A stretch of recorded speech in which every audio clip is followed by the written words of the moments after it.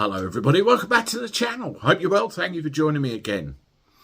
There's a headline I was sent which was quite alarming in the way it stood out, and I'll read it to you. Here it is. Fury as 800,000 migrants set to gain right to stay in the UK forever. 800,000.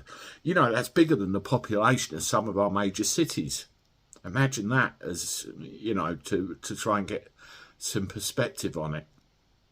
No matter what side of the political spectrum you're on, I think we can all agree in one way or another that we have a massive problem with the influx into this country. Now, one of the places that I always harp on about, of course, is what's happening across the English Channel. You get all of the, you know, women, children, blah, blah, blah, all that you read in the news. And yes, you do get a picture pop up every now and again of a woman or a child coming across. But in the main, a lot of the photographed arrivals are males. And I always have the question, who are they? Where have they come from? What are their intentions when they get here? And no one ever seems to be able to answer any of these things. But 800,000, that is a lot. That is a worrying amount. Now, what's happening with Labour and Conservatives? They're arguing between each other whose fault it is. Well, it's somebody's fault somewhere. Labour's blaming the Tories are blaming Labour, and we're only going as far back as 2010, like a lot of people do when they try and throw the political football about. It's been going on longer than that. How is it allowed to get out of control this much? I mean, listen to this, right?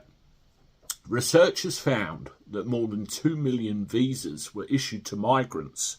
2 million visas between 2021 and 2024. Current rules mean they will be eligible to apply for indefinite leave to remain after 5 years. So the first of these migrants will be eligible to apply for this in January 2026. Now, if they're given indefinite leave to remain, they'll then be able to get access to things like the NHS, social housing, universal credit, after paying national insurance for a further amount of time, you know.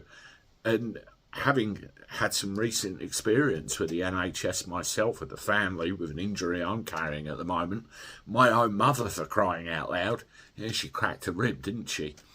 The whole thing is creaking at the seams, and all this political lot want to do is argue between each other what the hell's going on and whose fault it is. There's no fix anywhere in sight. There's nothing anywhere in sight. And look what's happening. So, whose fault is it?